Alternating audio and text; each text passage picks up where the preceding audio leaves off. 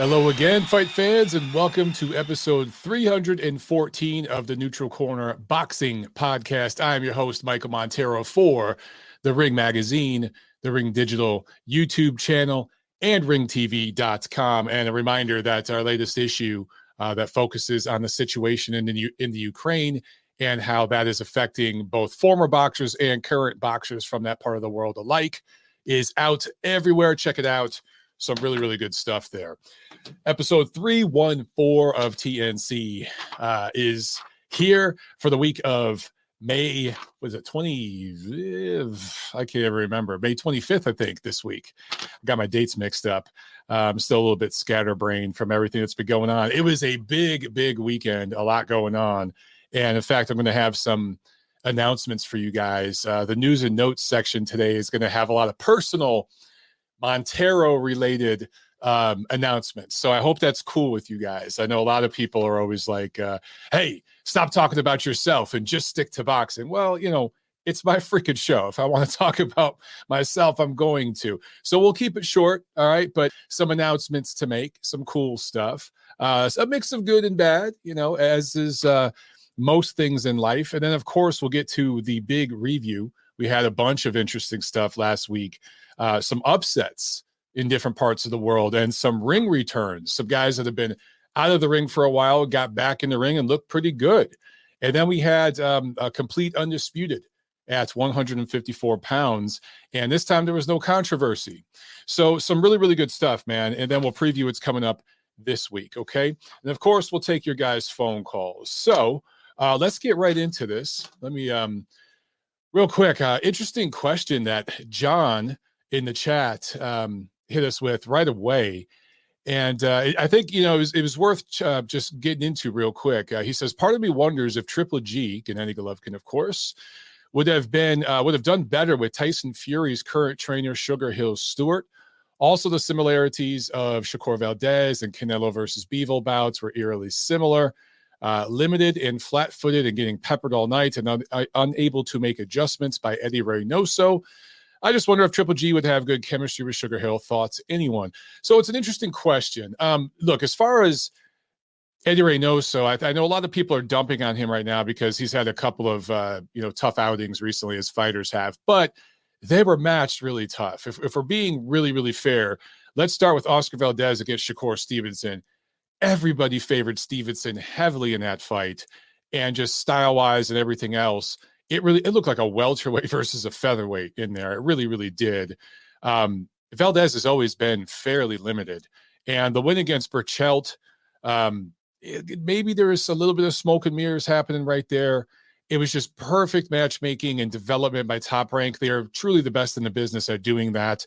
They know what they're doing with Shakur Stevenson, so I don't really put that on Eddie Reynoso. The game plan didn't look very good, but what were they going to do? They were just very limited in there. Now, as far as Canelo versus Bivol, I think there's several different things that were going on with that.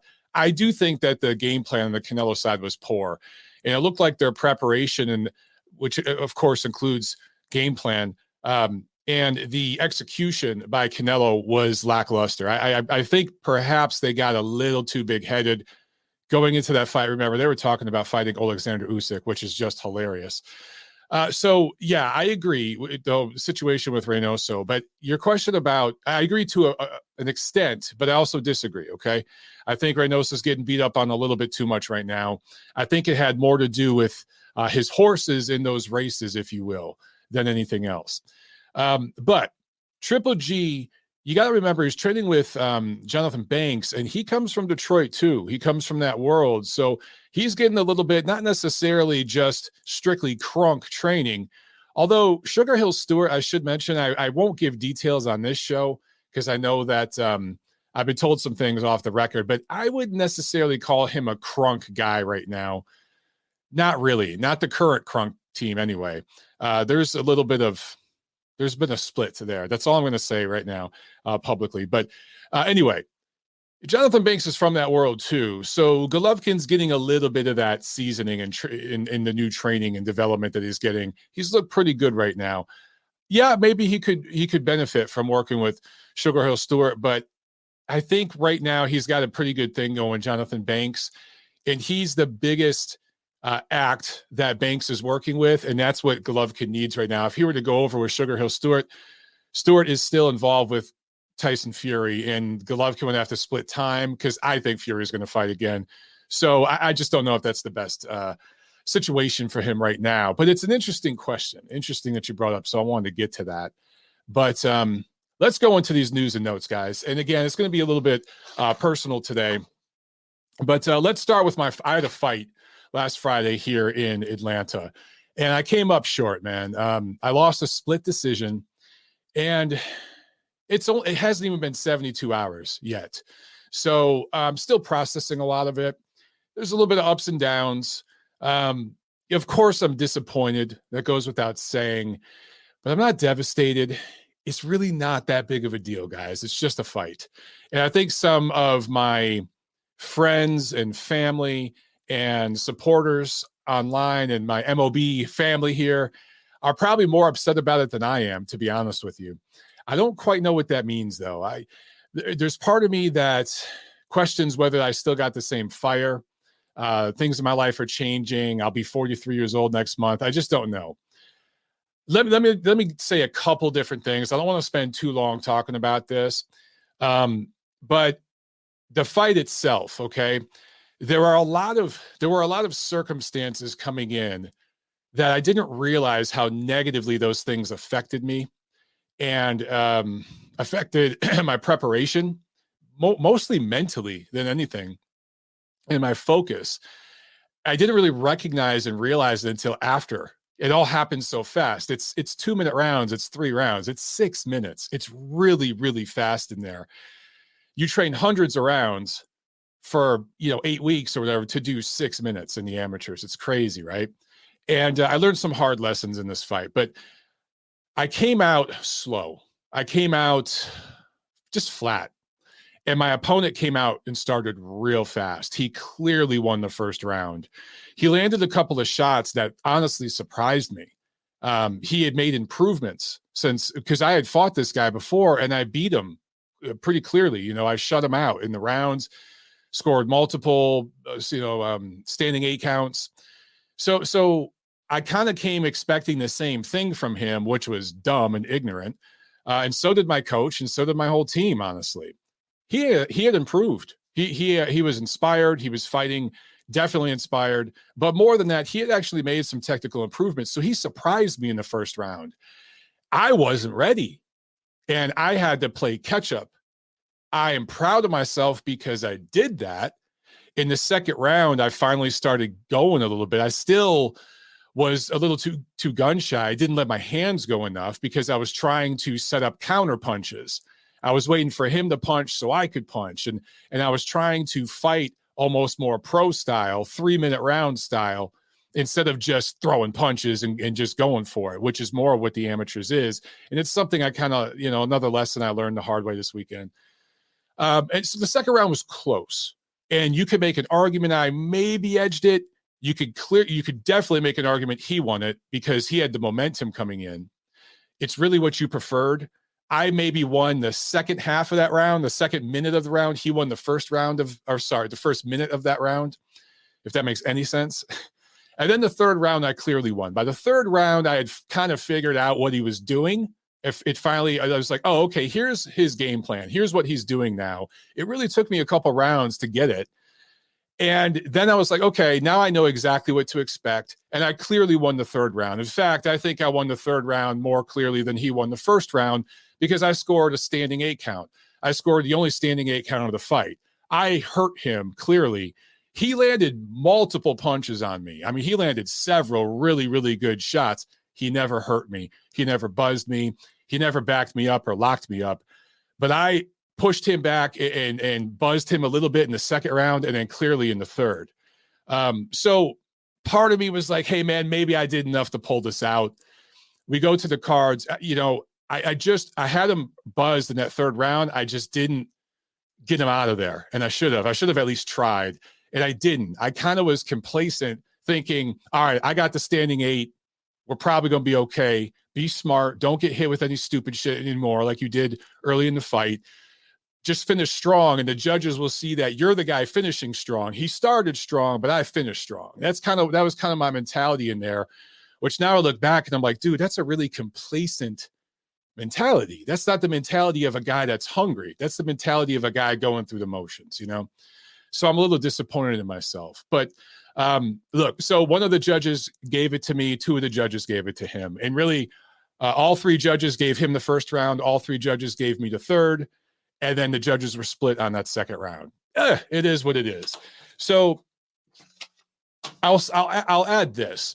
And you know, you always see this stuff in 2020 hindsight. Even when I won my last fight and won big, there were a lot of things I saw. It's like, oh man, I could have changed this. I could have done this different. And I did make some adjustments in camp. I learned from some things I did wrong in camp before. I felt good coming in. I was in shape. Physically, I was there. Physically, I knew what to do because I had been through it. And I actually think I physically trained smarter for this camp. But mentally, the edge and being 100% focused and dedicated and having my heart in it, clearly that wasn't there. And I got to be honest, guys, I knew that coming into the fight. But I told myself, and this was my ego talking, and my ego had to get checked. Honestly, I got to own that. It wasn't just my ego. It was my coach's ego and my training partner's ego, because we all kind of said the same thing. We beat this guy before. All we got to do is show up and do the same damn thing. That's all we got to do. Just show up and do what we did last time. That was really just a dumb way of thinking. And it was cocky, and it was the ego and the pride talking. Also, I made multiple concessions going into this event. And sometimes in life, you are feeling confident and maybe dismissive of a situation you're going into. And so you say, you know what, I'll compromise. I'll make a concession here, make a compromise there. And that's what I did here. Originally, when I was approached to do this event that I fought on, I thought I'd be fighting somebody different. And I was like, cool. Then I was told, hey, you know, is it okay if you fight this guy again? And I really wasn't cool with that, because I could do an hour-long video talking about this. I don't want to go down the rabbit hole here, but the gym my home gym is closed right now because they're repairing the roof. So I had to go down and train at my opponent's gym. So I would be in there training and working and sparring and doing drills, and him and his corner would be watching me. So they literally just sat and took notes for about 10 weeks.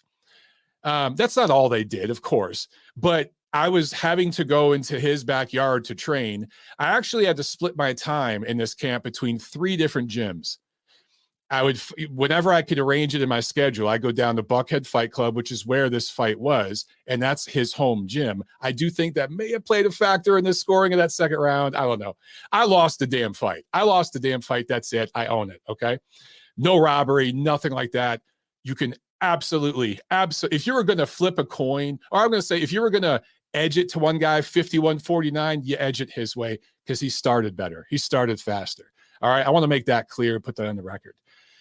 But going down there and having to train at his gym, fighting at his gym, then the promotion said, I told them I'd like to fight early on the card. I told them, you know, my wife is pregnant.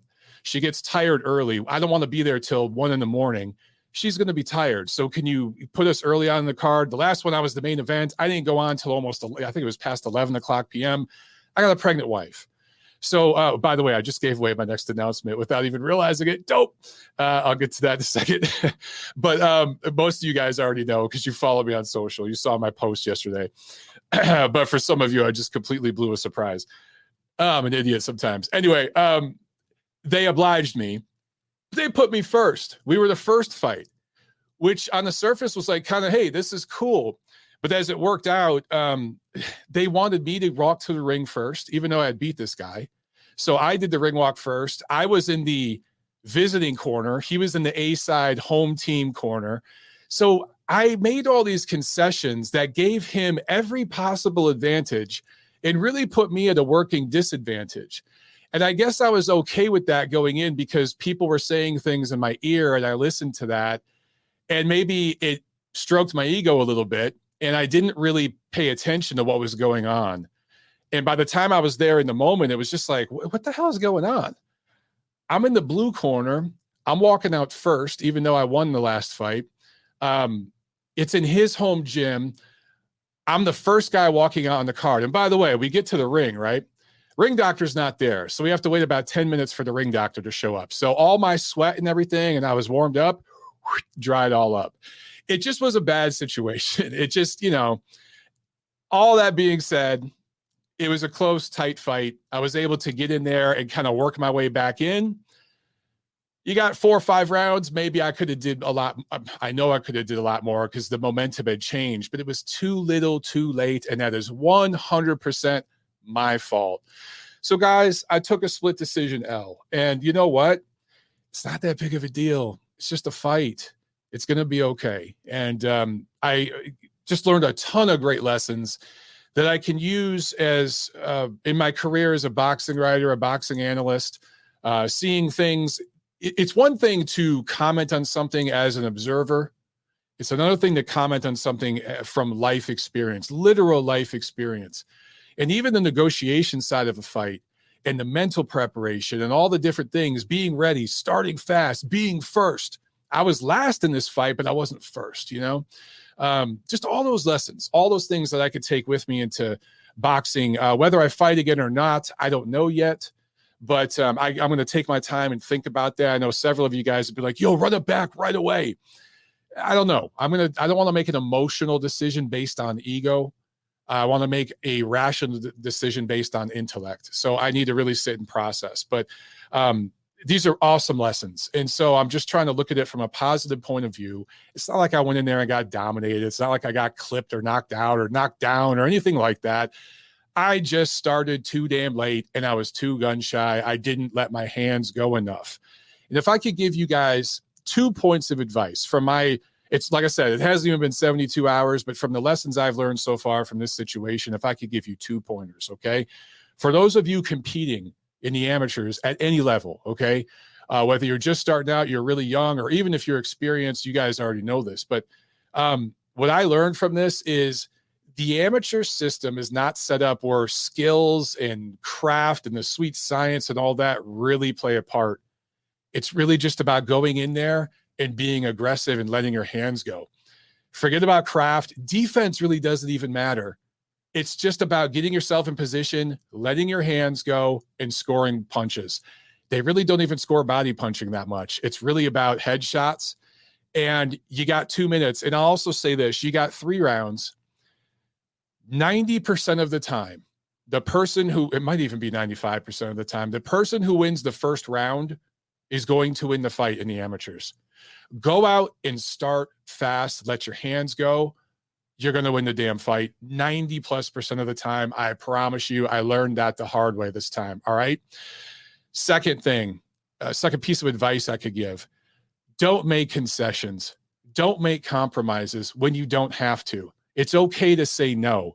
It's okay sometimes. And this is something that maybe I didn't quite understand as much. And maybe I've been too hard on certain fighters in the past who were trying to negotiate things to their advantage, who had earned the right to do that. And I kind of had to learn this lesson the hard way. And also, let me say, my situation is like a microscopic little, molecule compared to the real professional fighter situations. I'm not trying to make an apples to apples comparison. I'm just saying intellectually now, from life experience, I can understand a little bit more of what they've gone through. Okay. Believe me, I'm not trying to exaggerate what I've done here. I want to make that very, very clear. But don't settle. Don't compromise. Don't put yourself at a disadvantage when you don't have to, just to be the good guy, just to be the guy that everyone likes, just to be, or if you're just feeling yourself so much like, oh, I could give this concession, that concession. It don't matter because I'm going to show up and all I got to do is show up and that's going to be enough because I'm better. Well, it don't work like that in life. And it sure as hell don't work like that in boxing. You can't show up and do the same thing that you did before. You got to show up and be better because the other guy is going to be better. And even if he's not better, you still got to show up and be better because the people that saw you perform before, they have memories and they're going to want to see you do better. So just all these great lessons I learned, man. If I could give off that advice to you guys. So now that I blew the next announcement, let me just go ahead and make it.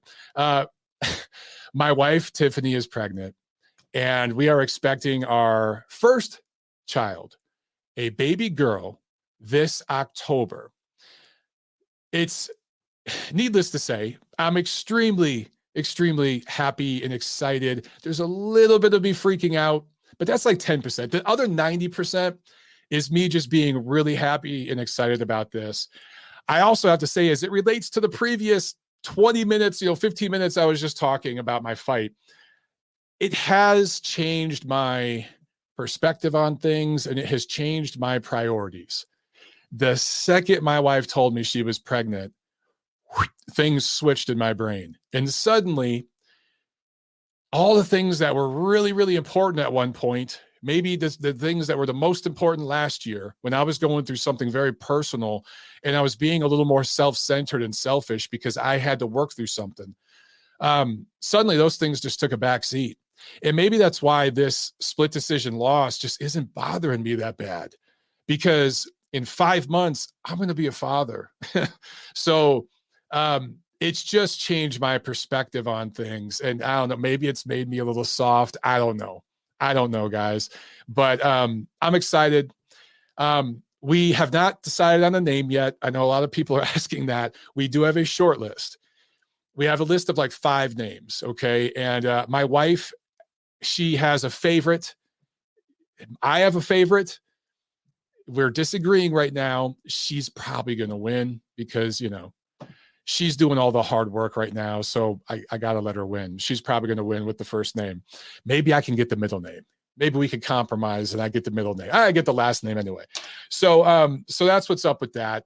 We announced it yesterday publicly on social media. We, by the way, my wife hit 16 weeks the day of my fight. So the day of my fight, I'm going to the weigh-in. My wife has to go to the doctor to get her 16-week blood test so they can, do tests on the baby and make sure everything's good. Like every 4 weeks or so, she has to go in and do ultrasounds or blood work or whatever. And I got to admit, guys, I'm at the weigh-in staring down my opponent, and I'm thinking about my wife and taking my wife to the doctor to do her blood test. I'm not even thinking about my damn opponent. I can't wait to get the hell out of there and get to the doctor and be able to ask the doctor questions, because I'm wondering about this, I'm wondering about that, and that's just where my brain was. And my brain was like, I can't wait till this fight's over. I just need to get through this shit so that I can focus on taking care of Tiffany. And I want to make this very clear too. It's not an excuse. Again, 100% my fault for not showing up and being flat the first round and a half, just not fighting anywhere near my potential. So I'm pissed, I'm disappointed in myself, but there's just all these things going on, and so it's been a very heavy time. And I won't get into too much information about this other thing, but my mother's going through some very difficult health problems right now. My mother has lupus, and things are difficult right now with her. So there's just a lot going on, and it just makes you really think about life and priorities and such. Man, boxing has some great metaphors for life, doesn't it? So yes, very excited. Going to be a father soon. We don't have a name yet, but we'll figure it out. And then last but not least, and then we can move forward to the real boxing, I promise, to the stuff you guys come here for. New York City, June 18th. I will be there. My wife will be there. We've got our tickets booked. We've got our hotel booked. We will be there to see Artur Beterbiev, or Beterbiev, however you want to say it, go up against Joe Smith Jr. and unify 3 of the light heavyweight world titles. So we will be there, guys. Any of my New York brothers and sisters up there that want to meet up, let me know. Maybe we could do a meetup at Jimmy's Corner or something after the weigh-in or before the fight, or both. Because now I can have a beer or two.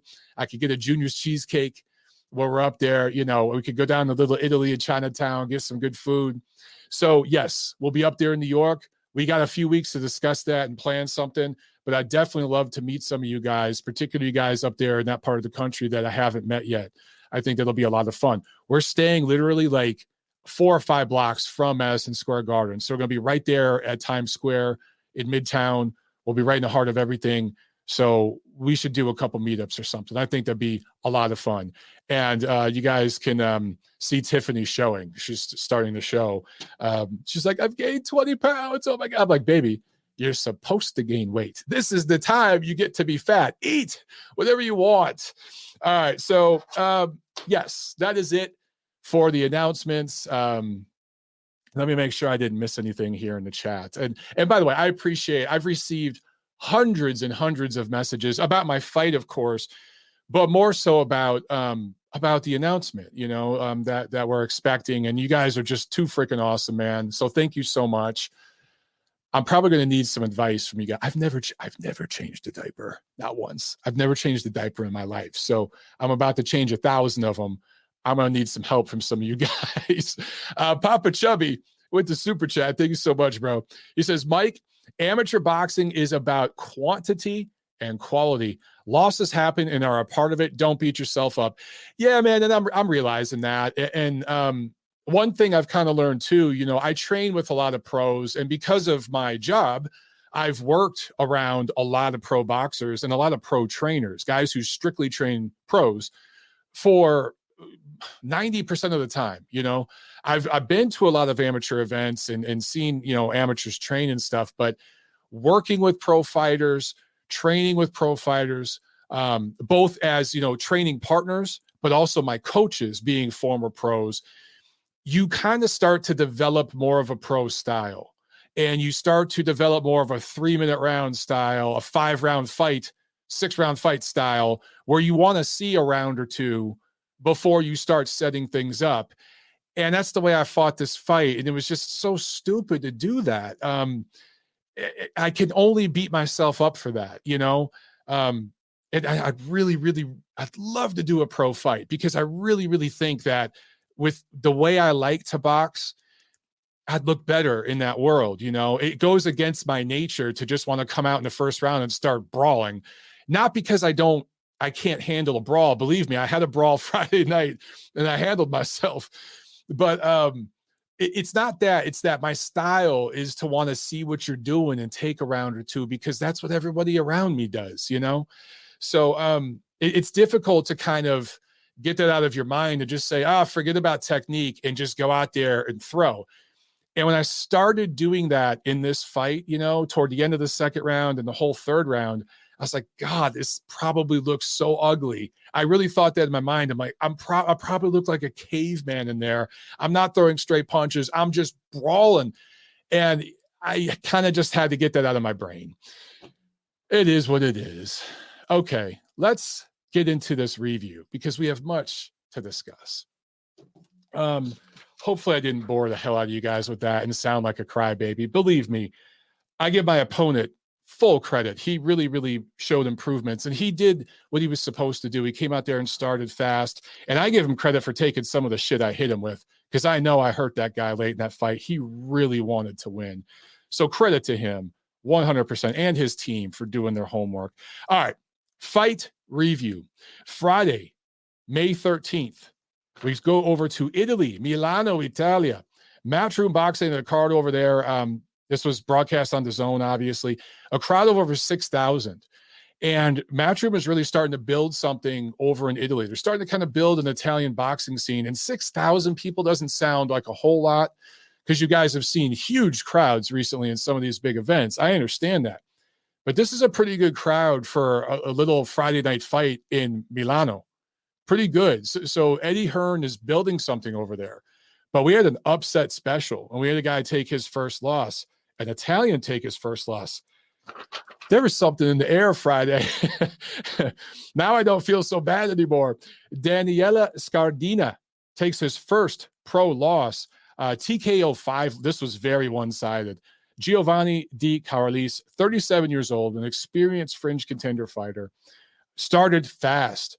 There's so many parallels here that I could relate to. Started very, very fast. And Scardina came back, I want to say, in the third round and had a moment, but this was really one-way traffic. And Di Carolis, I think in the fourth round, landed a huge shot on Scardina that dropped him. He got up because Scardina is a tough guy, in shape, very good athlete, and wanted to fight, but he did not know where he was clearly out on his feet, had been saved by the bell. He was dropped like right before the end of the fourth round, right? And the referee basically kind of picks him up and walks him to his corner. Somehow between the referee and Scardina's corner, they did not stop this fight, which they all should have. One of them should have stepped up and stopped it. But Scardina was the A side and came into this supposed to win, right? This was basically him going to beat the old Italian veteran and really be the new guy, the new face of Italian boxing.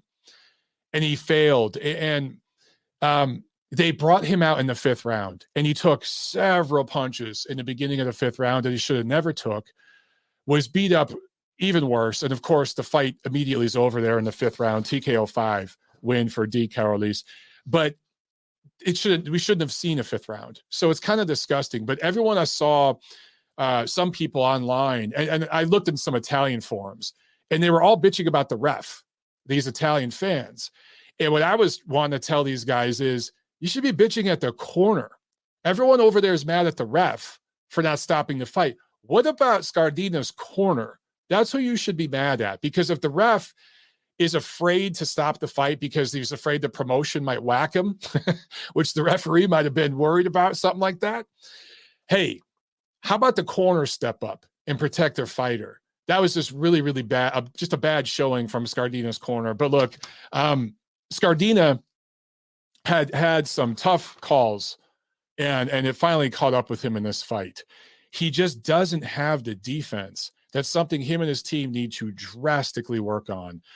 So he takes this, I want to say he was 20-0 coming into this fight. He's now 20-1, and there's going to be serious questions about this guy going forward.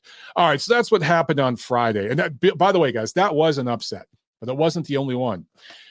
Saturday, May 14th, over in France, Tony Yoka loses a majority decision. The scorecards were terrible. This should have been an absolute unanimous decision. This was every bit as one-sided of a fight. In fact, it was more one-sided than Dimitri Bivol's win over Canelo Alvarez. For those of you who haven't seen it, just to put it in perspective, okay, Martin Bacole, who is a Congo native who now lives and trains out of the UK, scores the majority decision win over Tony Yoka in France. This, I believe, was picked up by ESPN Plus, by the way. So you guys in America with the ESPN Plus app, you can check this out. Scores were 96-92. Even that was bad. 95-93, and then 94-94. Oh, my God. Now, Yoka was dropped twice in this fight, okay? So to have it 94-94 means that one judge that had it, that score, had Tony Yoka winning. Absolutely terrible score. This was a 10-round fight. Maybe you could give Yoka a couple rounds, okay? Drop twice, maybe you could give him a couple rounds. So if you look at the two knockdowns, essentially one judge had this a draw, and the other judge had Yoka winning. That's insane. That's just insane. I did these scorecards much worse than what we saw with Canelo Bivol. Even though those were bad scorecards, these were worse. So Martin Bacole, he's fought some solid heavyweights. He came into this fight having fought some guys like Sergey Kuzmin. Who else did he fight? He's fought a couple names. He might have fought Michael Hunter, if I'm not mistaken. I can't remember for sure, but he's fought a couple top guys. Not top guys, but solid guys. Top 20, maybe. And, look decent. He has a lot of power, and he's durable. Maybe not the most athletic guy or the most skilled guy, but durable and power. And boy, do those two things matter a lot in the pros. And if you don't take guys like that seriously, it can cost you. And Tony Yoka was another one where he was really expected to win this fight, right? This was supposed to be a step up in opposition a little bit against a guy that was durable, could go rounds with him, but his skill set is his superior boxing craft and experience. Yoka had that big amateur career, was supposed to win him this fight. And whoa, did he just fail this test? So I don't know what to think of Tony Yoka at this point. And Martin Bacole, do I think he's ready to take on the likes of Anthony Joshua, Alexander Usyk? No, of course not. He's gonna He's not going to beat those guys, but he could give anybody a tough night on any night in this division, anybody. And I think that he would give those guys some tough work for sure. Tyson Fury, he'd give him some tough, sure, he'd certainly give him a tougher fight than Dillian White did. Absolutely would. But am I ready to put him in the top 10 or anything? No, not going to go there. But obviously the biggest win of his career. If you're Tony Yoka's team, do you want to run this back? I don't know about that. All right, so let's go over to America, specifically Southern California, where you had 3 fight cards in the metro Los Angeles area. Pretty crazy. This doesn't happen a whole heck of a lot, but if it's going to happen anywhere in America, LA makes sense. So let's start with the Golden Boy card at the Toyota Center in Ontario, California on DAZN. Gilberto Ramirez improves to 44-0, KO4 win over Germany's Dominic Bozell. Zurdo, he's at light heavyweight now. He is the mandatory challenger for the WBA light heavyweight titleist Dimitri Bivol. So Dimitri Bivol, you would think in his next fight, well, he's got 3 options. 3. A guy who had no options for years suddenly has all these options. Bivol is either going to do a rematch with Canelo Alvarez. And believe me, if the WBA says, hey, we're going to strip you if you don't fight Zurdo, but Canelo wants to do a rematch, believe me, Bivol's going to throw that belt in the dumpster and take the Canelo rematch, okay? Because cha-ching. But it's either going to be the Canelo rematch or it's going to be a fight with Zurdo to defend his WBA title, which is a fantastic stylistic matchup. Or there's the possible opportunity, maybe Zurdo takes step-aside money, for Bivol to go after the winner between Beterbiev and Smith, which would be a full unification at 175. So suddenly, Dimitri Bivol has amazing options. He's in a really, really good place. Sign me up for any 3 of those fights, by the way. And I got to say, the fight I want to see least is the rematch with Canelo, because I just think Bivol wins again. Unless it's at 168, that makes it a little spicier, a little more interesting. But if it ends up being Bivol versus Zurdo, I like that fight. That's an entertaining light heavyweight scrap between 2 undefeated guys. Also on this card, William Zepeda Segura improved to 26-0, lightweight prospect, with the unanimous decision win over tough, rugged veteran Rene Alvarado. That's a good developmental win for Segura. Real good. And then we go over to Inglewood, California. It was Triller Fight Club. This card was on Fight TV. And we saw a couple of ring returns. I talked about upsets and ring returns. Like this card had a couple ring returns featuring guys from the Eastern European area of the world, specifically one Russian, the Crusher, Sergey Kovalev. Unanimous decision win over Tervel Pulev, who took his first loss as a pro in the cruiserweight debut for Kovalev. Kovalev had not fought since his KO loss to Canelo Alvarez in November of 2019. So he had not been in the ring for 2.5 years. Looked pretty good for a guy that just moved up 20 some odd pounds. Yeah, he looked okay. And what he did in this fight was basically just work behind the jab and just box Pulev's ass off. And look, Pulev was a pretty good amateur, guys. Tervel Pulev is the lesser of the Pulev brothers. And he hasn't really done shit as a pro. His resume is crap as a pro, but he's a solid fighter. This was a good first cruiserweight fight for Kovalev. And, especially coming off a 2-year layoff, people forget Tervel Pulev was a pretty good amateur 2012 Olympian. So this is a guy who knows how to box a little bit. That's a solid win for Kovalev. And I got to ask this. What if Kovalev ends up winning a belt at cruiserweight? I think a lot of people would already say that Kovalev probably has a Hall of Fame worthy resume. But what if he goes on to win a belt at 200? That really secures his legacy as a Hall of Famer. And crazier things have happened. It's possible. So look, when this fight was first announced, I was like, I don't know about this. I really don't. But Kovalev looked pretty good. I got to give it to him. At cruiserweight, he's just going to be a guy who works behind the jab and has to box. So his stamina is going to have to be there, and his focus and his craft is going to have to be A level. He can't just go in there and try to, hurt dudes, because he's not going to at cruiserweight. But it's going to be kind of interesting to watch and see what he can do. And if somehow he can get in the title mix and win a legit world title at 200 pounds, that's a pretty damn good career. And it'd be first ballot Hall of Fame worthy. So despite all the issues Kovalev has had outside the ring and some of the divisive things he has said and done, if you separate that from what he's done in the ring, despite the inconsistencies, the knockout losses and stuff, man, I don't know. If he goes on a little run here at cruiserweight, it's pretty impressive. Also on this card, the return of heavyweight, the other Pulev brother, the better Pulev brother, Kubrat Pulev, with a unanimous decision win over Jerry Forrest. And that's a pretty good win for Pulev, considering the recent run Forrest has been on. He's been on I just said run and Forrest in the same sentence. Oh my God, I just thought of Forrest Gump. One of the dumbest idiots on earth. And Jenny was just a horrible person. Anyway, sorry, tangent. When you hear Forrest run in the same sentence, you can't help it. Anyway, Jerry Forrest had been on a pretty good run lately, and this was a pretty solid performance from Pulev. Didn't set the world on fire, but a good overall performance from him. He hadn't fought since his KO loss to Anthony Joshua in 2020. So he had been out of the ring for about a year and a half himself. So this was two pretty good ring returns. I was surprised at these returns for Kovalev and Kubrat Pulev. Also on this card, upset special. This was another one that wasn't supposed to go this way. There was something in the air this weekend, fellas. I'm telling you, and ladies, I'm sure there's a few ladies watching too. There was just something in the air this weekend. Evander Holyfield, one of his 14,000 sons. Evan Holyfield lost via KO2 to a guy who was a 500 fighter coming in. That was not supposed to happen. Fernando Vargas Jr. got a KO1 win, right? That was Fernando Vargas's son. That's what was supposed to happen with all these prospects. Evan Holyfield, KO2 loss to a 500 fighter.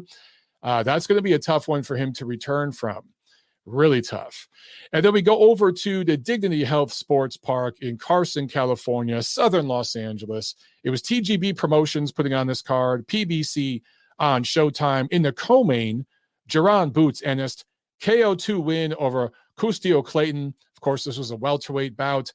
Jaron Ennis is probably the best fighter in boxing right now who doesn't have a world title. And I don't know. That's saying a lot, because there's a lot of guys, I don't know what that's saying. There's a lot of guys who have titles or portions of titles that are not nearly as good as Jaron Boots Ennis, right? Because the WBA has 5,000 titles per division. The WBC is starting to follow their lead in some of these divisions. You have all these interim belts and all this other stuff. So in an era where there's just belts everywhere, Jaron Ennis is one guy who doesn't have one of those belts. He's got to be the best fighter in the world that doesn't have a portion of a world title.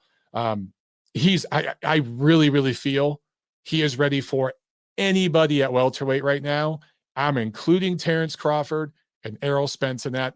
Yes, I'm saying it. Now, experience-wise, is he probably going to beat those guys at this level? Probably not. Although with Spence, in terms of style, he might beat Errol Spence right now. Yeah, I'm going to say that. Terrence Crawford's style just would be difficult for him right now. But he would give those guys their toughest fight. I really, really, really believe that. And I really think he would beat almost anybody else in the division right now. I just think he's a really, really great talent. But in the main event, Jermell Charlo, KO10 win over Brian Castaño. This, of course, was a rematch, a complete unification of the junior middleweight division. Going into the 10th round, the scores were wide for Charlo, 89-82, 88-83, 87-84. I picked Charlo by decision in this fight. And that's been my pick since months ago. Check the record, guys. I've been saying it for months. So I don't sit there and brag when I get stuff right. Charlo got the stoppage, so I didn't necessarily get this right. But when this was announced that they were going to do a rematch, even before that, when you kind of knew they were going to go this direction, I just always felt Charlo would have the edge in the rematch. I felt that he could win on the cards, even if it was close, based on what we saw in the first fight. I thought that he would make the adjustments. I thought there was a little more substance there to him and the things he could do in terms of craft than what Castaño does. I think we got the most out of what Castaño could do in that first fight. And Charlo stepped it up, and he deserves credit. He is now the undisputed 154-pound champion of the world. This was a pretty much an even fight halfway through. It felt like a 3-3 kind of fight halfway through. Maybe you could have it 4-2 Charlo. But then in the second half, Charlo just took over. He found another level, and he left the judges out of it. He left no doubt, dropped Castaño twice in the 10th round.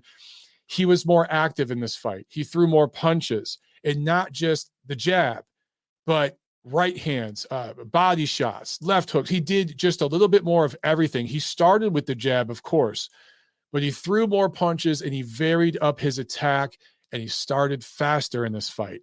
So Charlo just did a great job. The question now is, where do you rate Jermell Charlo on the pound for pound list? And that's the big debate right now. Okay. And I'm going to get into that a little bit.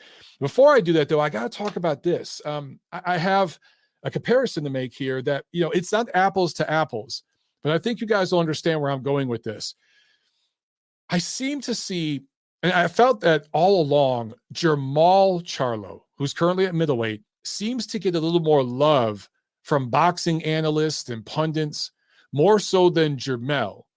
And I don't understand that. I always hear that, Jermell is the better one. He's got more talent. He's more explosive. He's got more upside. And I think a lot of people base that on the fact that Jermell has a couple losses.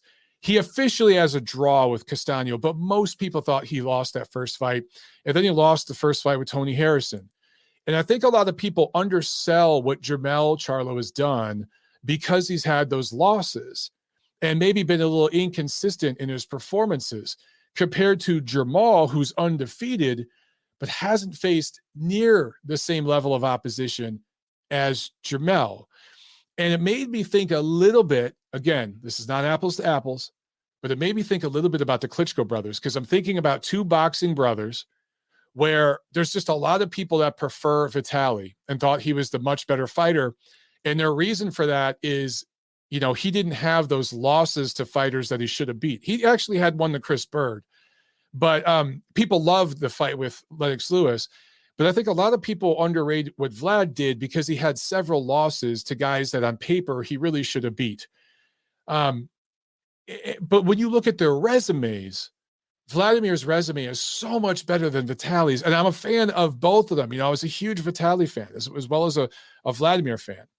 But their resumes are light years apart. And for me, it's the same thing with the Charlo brothers. I enjoy watching both of them fight, but Jermell is so much more accomplished right now than Jermell. It doesn't matter if he lost. It doesn't matter if he got a draw. Who cares? It's just a loss. It happens. Just about every fighter ever in this sport has lost. And even the guys that, like Floyd Mayweather, who retired undefeated as a pro, look at his amateur record. He lost as an amateur. Every boxer loses. Stop overrating losses so much. It's not that big of a deal if you learn from it. And clearly, Jermell Charlo learned from his losses. He showed improvements coming off of those losses. So I just think the guy deserves credit. Now, as it relates to pound for pound, okay, and recognition and all that, I think a lot of people are put off by the Charlos and their personalities. They're kind of polarizing, and they have surly personalities. I think ornery's the word. I hope I'm pronouncing that right. They're just kind of like every family has that like uncle who's just always mad, oh, crazy Uncle Charlie. Of course, he's yelling at the mailman again, whatever, like every family has that crazy uncle or something. And that's kind of how the Charlos are. They're I understand that their personality upsets people.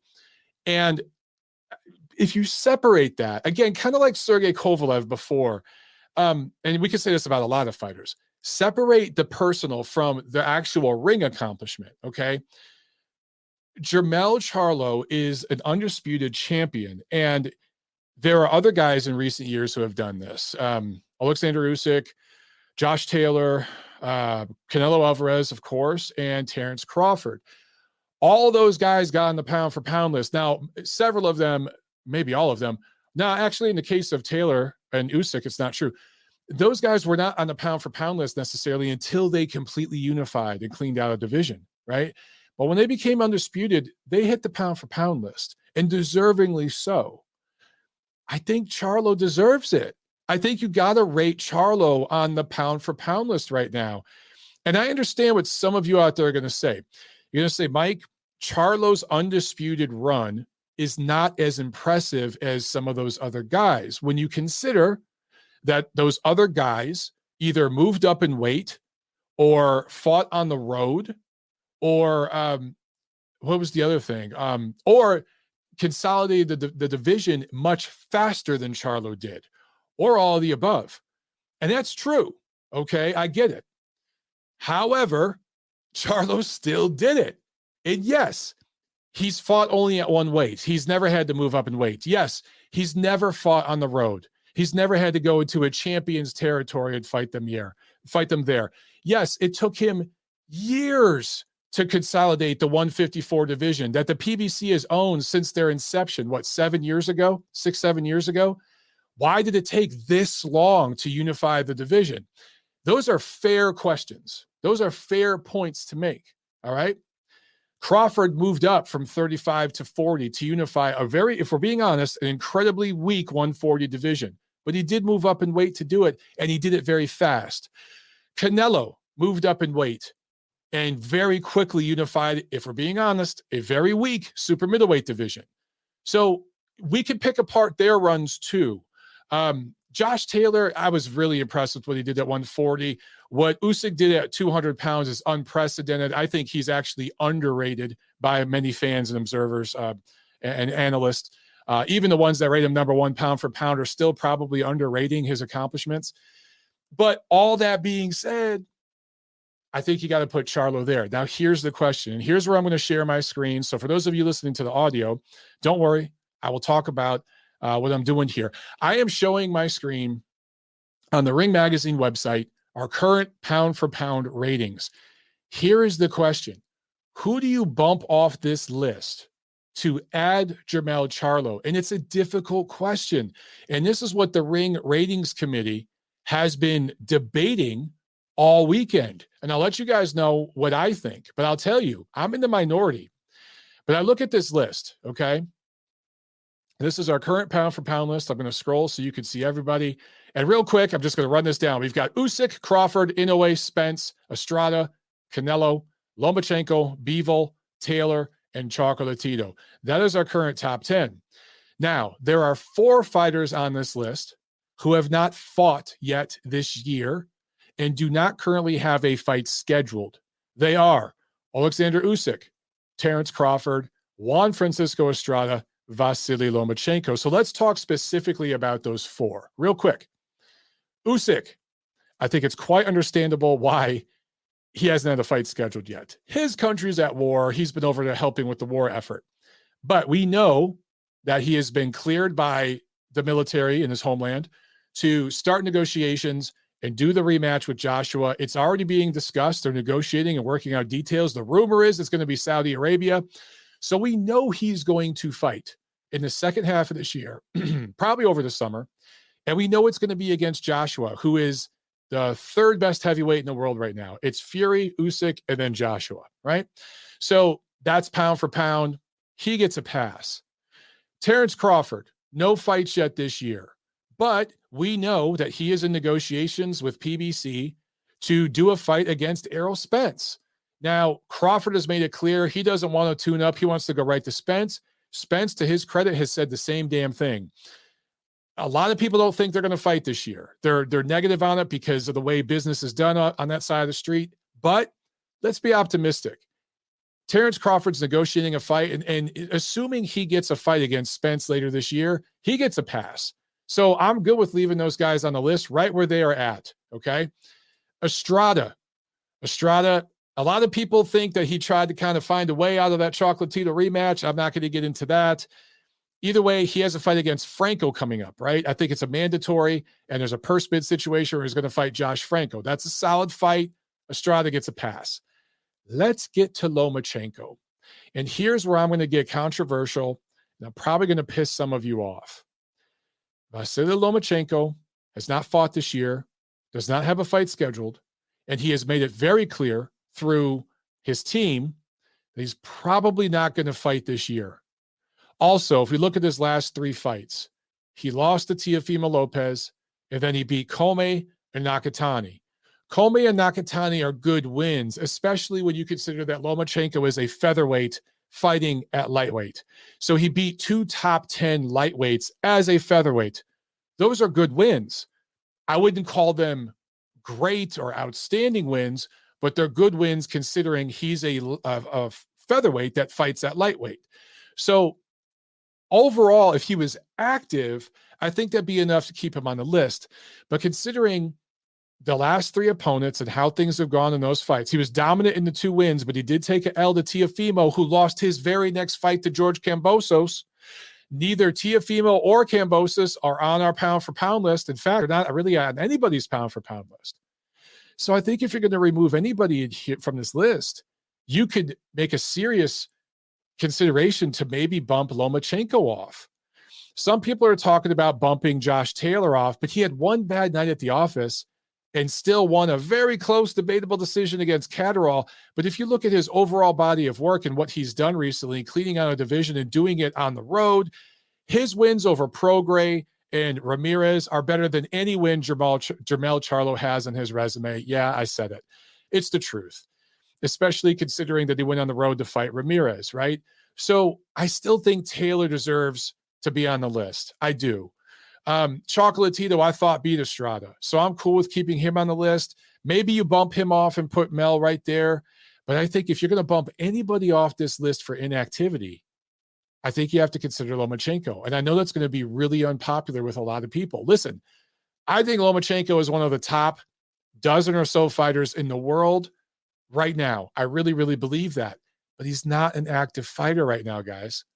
He's made it very, very clear he's probably not going to fight till next year because of what's going on in his homeland.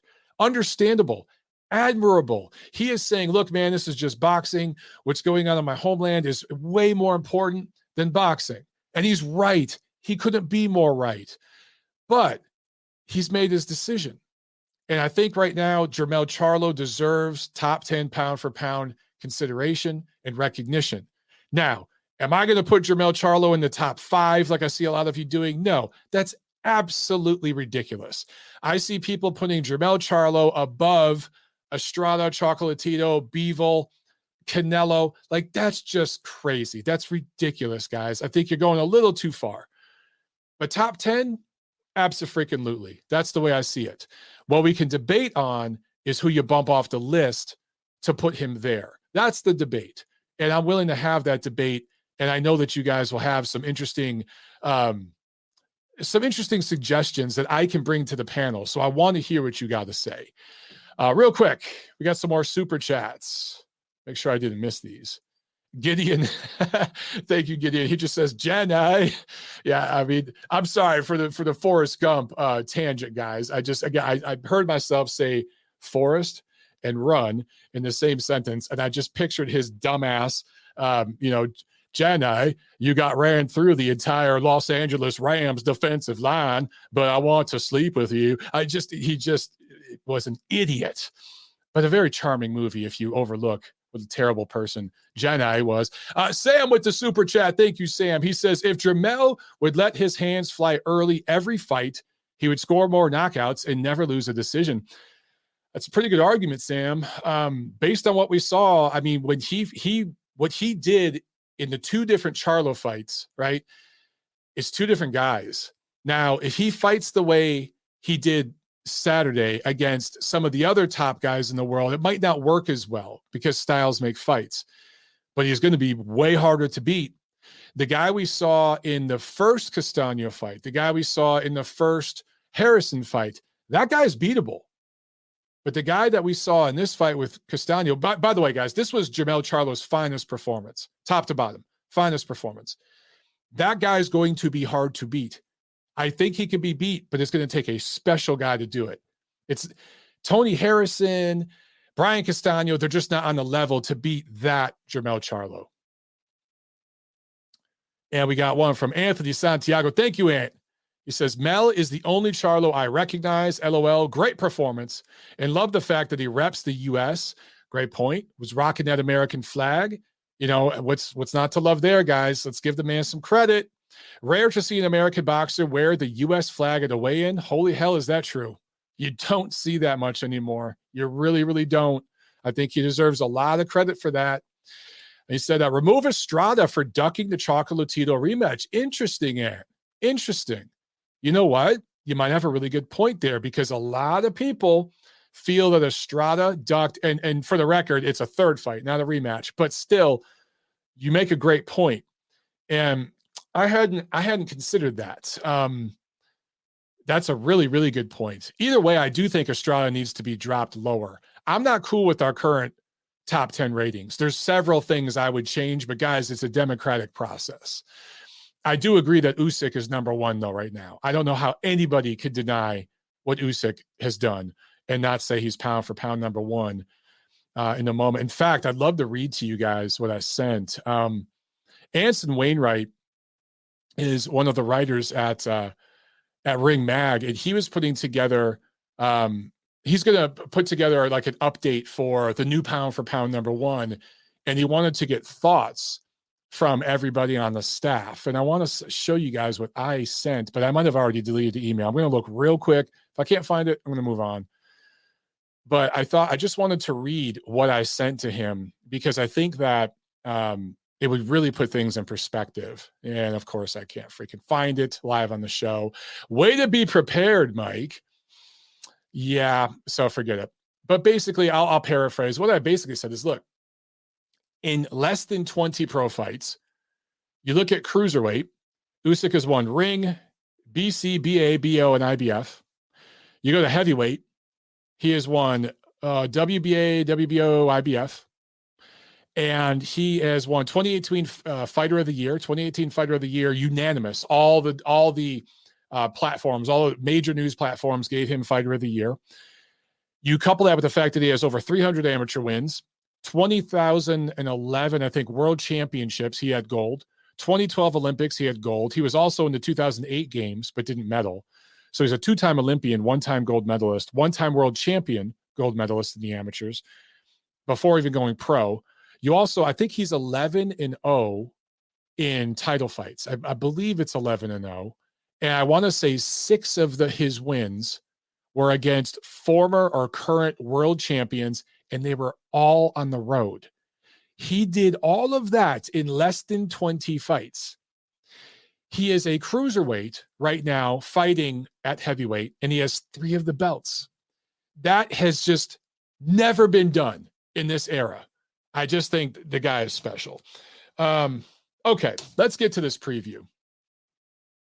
Let's get to the preview, and then we'll take some calls, all right? I promise we'll take some calls. All right, Saturday, May 21st, we have a few different fights. Nothing super duper big, but some interesting stuff. So let's start with this top rank card at the Resorts World Las Vegas. This will be on ESPN. I will be covering this card for ringtv.com. Now that I'm done training, I'm decompressing and taking a break for a while. I'll be doing some more writing and those sorts of things, okay? More YouTube videos, more fun stuff. Janabek Alamkanuli. Whew, that's a tough name. Going up against Danny Dignam of the UK, 12 rounds middleweights for the WBO interim middleweight title. This is where it gets interesting. Demetrius Andrade is the current WBO middleweight title holder. He was thinking about moving to 168. Now we kind of don't know because he got quote unquote injured. Bullshit. To get out of that fight, because I think he sees maybe some other options. He's out of his Matchroom deal. Anyway, we don't know what Andrade's doing, but he's the current WBO middleweight title holder. The current number 1 rated right behind him is Jaime Munguia. The current number 2 is Janabek Alamkanuli. So if he wins this fight, he is the interim champion. And I think that would essentially mean he bumps off Munguia and becomes the number 1 guy, and he's right there to challenge Andrade. If Andrade does vacate, because I don't think he wants any part of this guy, then maybe what you end up seeing is a fight between Alamkanuli and Munguia for the vacant belt, or perhaps, I don't think Munguia wants any part of this guy either. Alamkanuli will fight the next available contender for the vacant belt. So we could wind up in a scenario where by this time next year, this guy's the WBO middleweight title holder of the world. Obviously, I favor him big in this fight. And like I said, if you guys, if you want to check out my article, my recap, it'll be on ringtv.com early Sunday morning. Also on this card, Jamel Herring making his ring return since that tough loss to Shakur Stevenson in Atlanta last year, fighting Jermaine Ortiz, 10 rounds, lightweights. And then TGB Promotions staying busy. They just had that card in LA last week. Now they're going to Glendale, Arizona, which I believe is a suburb of Phoenix, right in the Phoenix, Arizona area. Very nice city there. I've been through there once or twice. Nice, clean, pretty city. The Gila River Arena, or it's either Gila or Gila River Arena. And this, of course, will be PBC on Showtime. David Benavidez fighting David Lemieux for the vacant WBC interim super middleweight title. How many chances will the WBC give David Benavidez? I don't know. Maybe 500. I feel like they've already given him 400 chances. The guy has lost the title just about every way you can without losing it in the ring. And now they're trying to get him lined up for a fight against Canelo by making him the WBC interim champion. So look, if Lemieux lands something big early, this could get interesting. But Lemieux is so past his prime. He has been stopped. I think Benavidez at this point is the bigger, stronger, way hungrier, way fresher fighter. Obviously is a big favorite here. But in terms of styles, in terms of the crowd, this should be pretty fun. It might end up being the funnest event of the weekend. Okay, and then we got Matchroom Boxing over in London, England at the O2 Arena. This, of course, will be broadcast on DAZN. Joshua Buatsi going up against Craig Richards, 10 rounds, light heavyweights. Buatsi continues to be a light heavyweight prospect / contender that we're all excited about and keeping a good look on. And then Chantel Cameron, 15-0, defending her unified women's junior welterweight titles against Victoria Noelia Bustos. Of course, 10 rounds, because this is a women's championship fight. All right. I saw another super chat. Where is it? You guys got a lot of chat going today. I love it, man. The chat is bumping. By the way, you guys clicking that thumbs up? Making sure you're clicking that thumbs up? You better be. I won't be pissed. It's not cool, man. Aaron with the super chat. Thank you so much, Aaron. He says, yo, Mike, fight of the year. I just wish Showtime all boxing commentaries didn't have to lie about the action to push the house guy. I had a dead even going into the 10th. Interesting. And of course, Aaron is talking about Charlo Castano. He said also the Tim Kazoo comment was hilarity. Yeah, you know what, Aaron? Thank you for bringing that up, man. I didn't even mention Tim Zhu and how he factors into the junior middleweight situation. So, damn, thank you, Aaron, for reminding me, brother. Zhu traveled to LA to attend this card in person.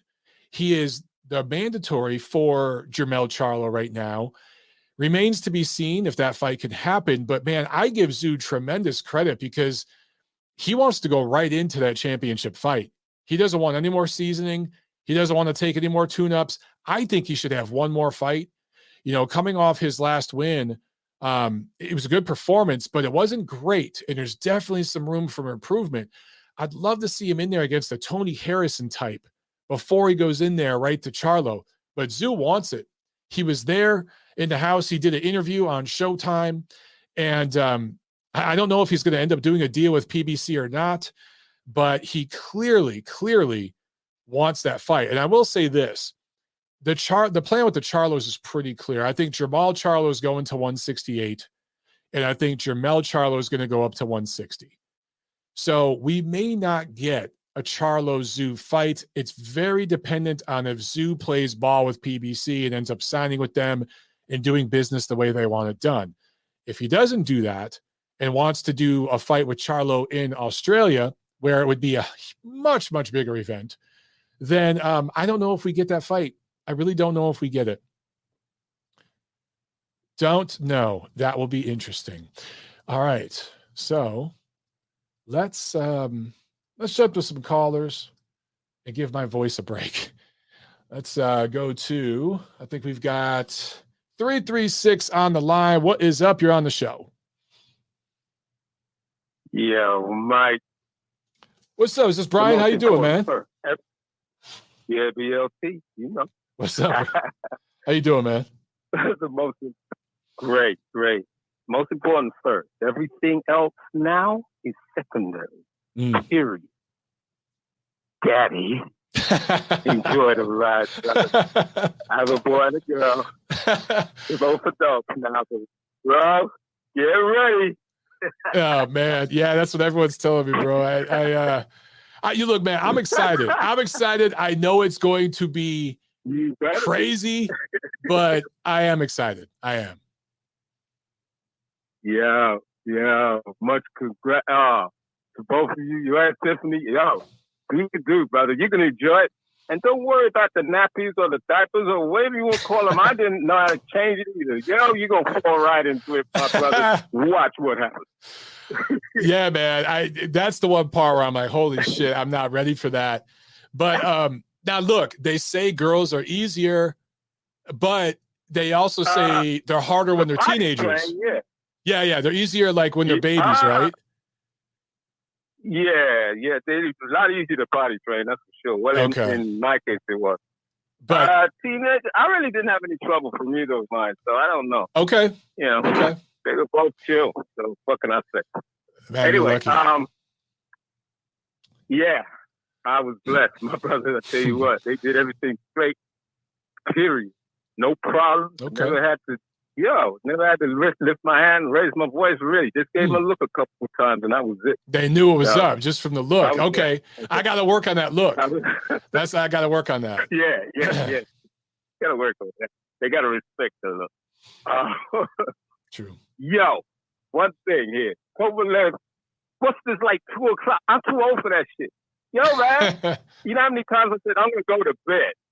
But I was like, nah, Kovalev's fighting. I got to stay up. Then Kubrat Pulev came on. I was half asleep. And I was kind of getting through that one. I said, I only got one left. Nah, I'm going to go to bed. Nah. So I did stay up, but it was like tough. But yo, I checked him out. He did what he had to do, and he won. Congrats. What time did the main event come on? Do you remember? Shit, it was about 2 something. Damn. After 2, probably. That's crazy, when everything man. was finished, I looked at the clock. Yo, I was like, they was telling me, how many fights left? Because I was going back and forth to these fights. Because they had the concert, right? Didn't they have like concerts in between the fights? Oh my God. Look, that's too much, man. Yeah. I mean, give the guys a little play, but damn, we ain't trying to do 2 hours of your shit. That's son. too much, man. Yo, this is boxing. Yeah. This is boxing. You know what I'm saying? Yo, that was too much of that stuff, man. Forget about that. But anyway, I guess, they trying to get back and get back on, whatever. But, put the boxing on then and then put them on after. Yeah. Exactly. What else? I concur with everything you said. I'm not going to repeat anything. Yeah, that Bacoli thing was like, that was a Mike Tyson truth. Everybody got a plan till they get hit in the mouth. Yep. Yep. Joker did not look good. Whoa. When he got hit, it looked like he did not like it, man. He did not respond well. Talk about it. Talk the truth, brother. Yeah. My man was like, oh, this is the real deal now. Oh, shit. Yep. So he's got a lot of things to think about and do and whatever. But, yeah, and everything else, man, I'm not going to, rehash anything, man. You're on point as always. And you got the minutiae guys, the professors, they're going to come on anyway. So you know what? But, you going to New York? I was just in New York, man. Look, shit. But I'm going to keep up with that and see if I can get back up there when you're there, right? Yeah, okay. Let me know, man. Let me know. Because like I said, we'll do a meetup at Jimmy's Corner or something like that. We'll figure it out. But that would be awesome to chop it up with you, man. Because now I could drink. So we'll have a couple beers, man. That'd be awesome, man. So, yeah, let me know. I just went up there and spent all this money, but I'm going to definitely make the effort. That's for sure. What was the mask? What was the mask situation like with the mask? Did they make you wear a mask everywhere? Or was it? Yeah. No, they don't make you, but a lot of people are wearing them though. Yeah. They're wearing them. Okay. Yeah. So it's not mandatory, but a lot of people still have them on. Okay. They're not playing. So it's up to you. Well, right now, I don't know if it would change. Because I was on subway all the time, so it wasn't like I was in a car now. Okay. So I was doing real New York. Yeah. So you can't drive in New York, man. What's the point, man? Yeah, you can, but shit. Who wants somebody to? else? Yeah, hell yeah. I ain't driving in New York. All right, yo, boss. Congrats, man. I got to make it up there so I can see you in fifth, man. Hell yeah, man. That'd be great, dog. Let me know, man. That'd be for fantastic. Real. Yeah, but you're going to make the plans or whatever. So I'll keep up with you, and then I'll see if I can actually make it, all right? Sounds good, man. Sounds good, brother. Let me know. All right. All right. Peace, my brother. Peace. Take care. There we go. It's BLT. He ain't been on the show in a minute. It's good to hear him. Let's keep this thing going. We got, I think we got New York. We got 917 on the line. You're on the show. What's going on? Hey, Mike. This is Miles calling from New York. Miles. New York. What's up, Miles? How you doing, bro? First time calling. I'm doing good, Mike. Thank you. First time calling anywhere, but, I love boxing. I love your show. But like your previous caller said, there's nothing more important than family. So congratulations, Mike. I really am happy to be with Tiffany. And you're going to do just fine. Don't worry about that. Thank you. I feel bad. I was going to go to the Joe Smith fight, and I'm not going to be in town that weekend. I would have loved to meet up with you at the Garden. I was down there to see Berlanga. Okay. Fight. That was a big disappointment. Yeah. But I would have loved to meet up with you up here, It's going to happen eventually, brother. It's going to happen. So, yeah. Yeah. We go to the Garden. So, we'll definitely hook up and hopefully there's some, going to be some good fights at the Garden. I have to say that I love boxing, and I just learned so much from listening to you and your callers, and it's a treat, but I just felt I had to call. I tried to get you last week, and I wasn't able to get through for whatever reason. But I just don't know why more people didn't see what happened with Bivol coming. I saw it coming. I actually thought he was going to stop him, and I hope he fights him at 168 because I think he will stop him at any weight. He is so disciplined that I think he could have went for a knockout on that fight, but he's just so disciplined. He stuck to the game plan. It was just, you said a lot on that little rant you had.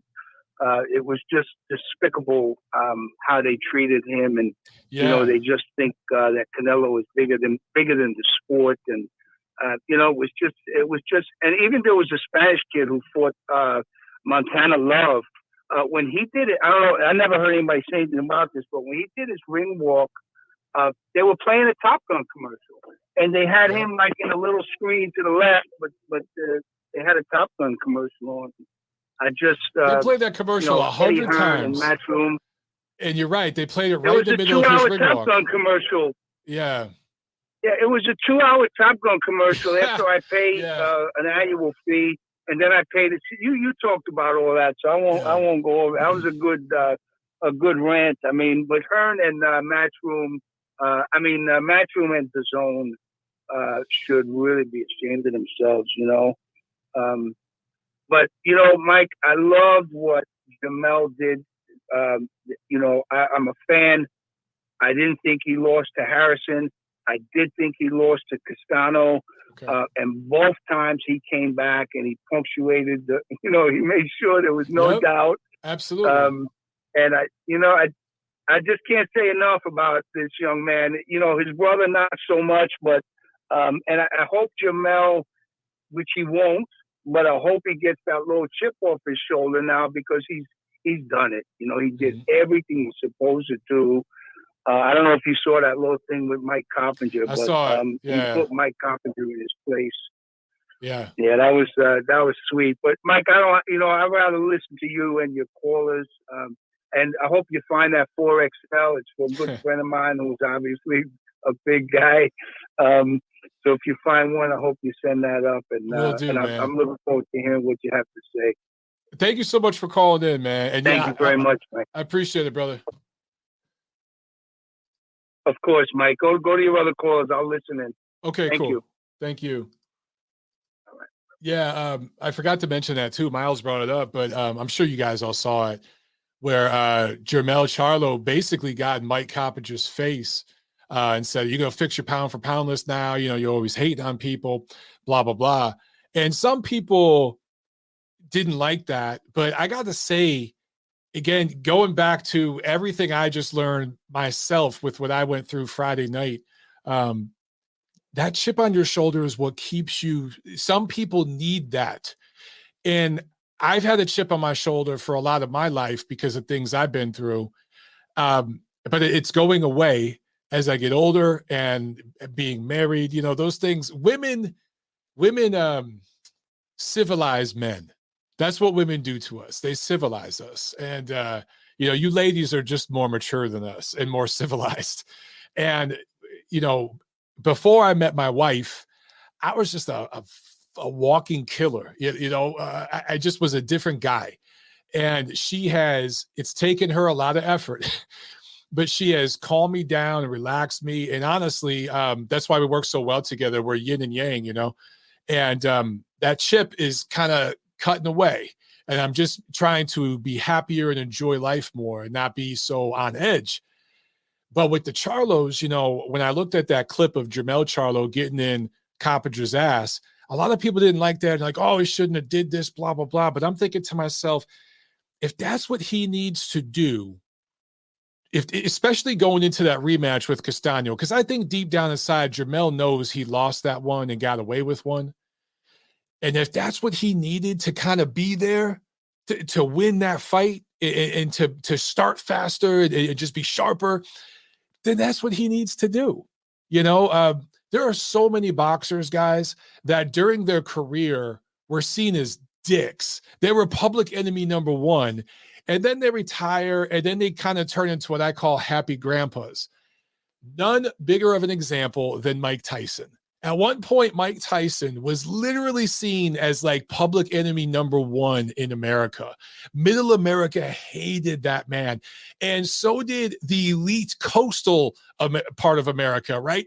Both political sides of the fence hated this man for different reasons. He was either a misogynist or a racist pig or an animal, you know, all these different things. And now he is seen as America's sweetheart. You know, like Mike Tyson was in the Hangover movies. He did a play. He has like a pot farm. Like, it's crazy. He has a cartoon, I think. I know he did have a cartoon, but he is seen as like this happy grandpa that you just want to give a hug to. Unless you're an asshole on the plane harassing him, he'll still take care of business. By the way, Tyson did nothing wrong in that situation. But there's a perfect example. So I give Jermell Charlo a pass for that shit. I don't think what he did with Coppinger was that bad. Maybe that's just what he needs. And maybe if he doesn't have that edge, that's when he falls short against Harrison, Castano. And that's what he needs to do to keep himself there. I'm not going to judge the man for that, you know, especially after what I just learned myself this weekend. Super chat from Sam. Thanks again, Sam. He says, is it true they're not paying Bivol? Oh, man, thank you for bringing that up. Thank you. Yeah, guys, look, to my knowledge now, no American outlets have reported this. Gee, I wonder why. But several outlets in other parts of the world. Now, listen, you can't always trust some of these news outlets, okay? So I don't know this 100% for certain. I'm not connected to the situation closely enough to properly comment on this, to properly confirm it. But based on what I have heard from multiple sources, Dimitri Bivol has not been paid yet. Not cool. Just not cool. Look, I understand that there's a lot of people around that are upset about what's going on, and they should be. But that has nothing to do with that man. And that man went and did his job, and he did his job exceptionally well. Pay the guy. Pay him the damn money. All right, back to the phones we go. Let me jump over back to the phones. We got 570. I think this is Thad. What's up? You're on the show. Yeah. Thanks for taking my call, Mike. Again, big thanks and congrats on your family. Thank you. So Everything else is kind of small potatoes from there on. So good job. Yeah. Now back to boxing with the pound for pound, since everybody takes this so seriously anymore. I remember when Ring Magazine came out with it in like 1983, I was just a kid and I was reading my dad's Ring magazines. Like that's why I fell in love with boxing. And, it's always this mythical thing. Well, now everyone takes it so seriously. So if it's going to be that, there has to be bylaws, and the Ring could kind of get in line with that.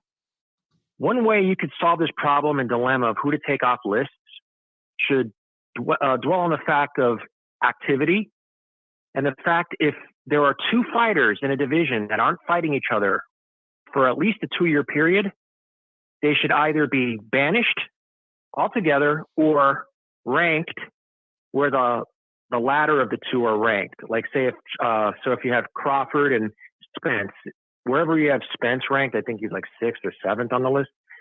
You should have Crawford and Spence together with an asterisk as a tie and rank them accordingly, because pound for pound is fighting guys your own size right now. And it's also mythically, if everybody was the same size, who would win in a fight? So you have these dilemmas, mixed in with each other. You see a lot of guys like Charlo, who's a very large man fighting in a division he doesn't belong in. He's fighting smaller guys. A lot of these guys are fighting smaller guys, and that should count for something as well, or should detract. Guys like Usyk giving up 30 pounds to AJ and whipping his ass, that should also count in favor. There should be some bylaws here. Let's get down to what it really means. Well, Thad, let me ask you this real quick. Do you rate Tyson Fury pound for pound?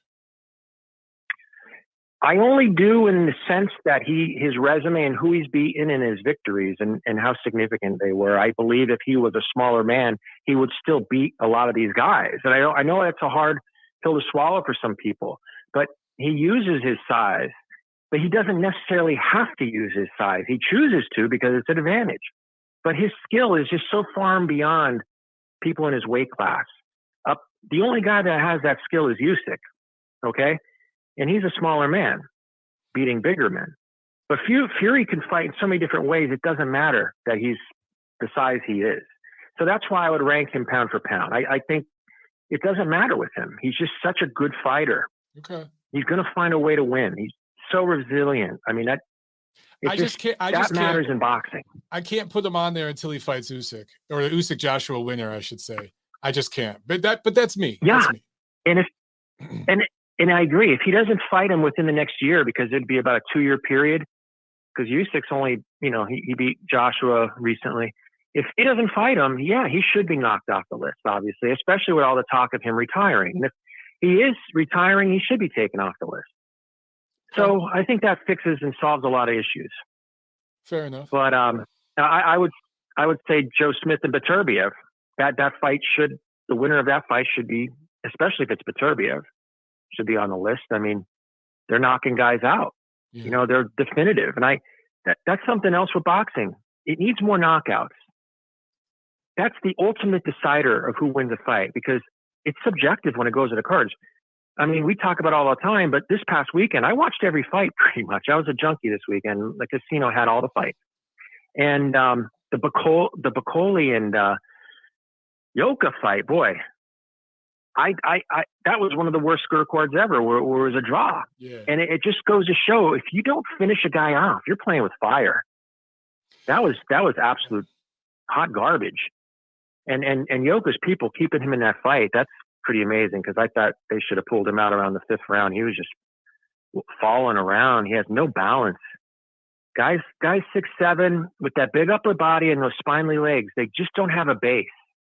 And if you could push them around, and his punches were moving him, like not necessarily hurting him as much as they're moving him. Like his whole body would move. Yeah. With these bigger heavyweights today, you just don't have a lot of these guys with that base. Wilder's another one. He throws a punch and they fall over almost. That's why Emmanuel Stewart was such a good trainer when he got Lewis and Vladimir. He taught them to fight tall on balance, where they don't come forward and put themselves at risk in being off balance. But they had that equalizer. They had the big jab and they had the big power from the right hand. And there's not a lot of guys that have that in history.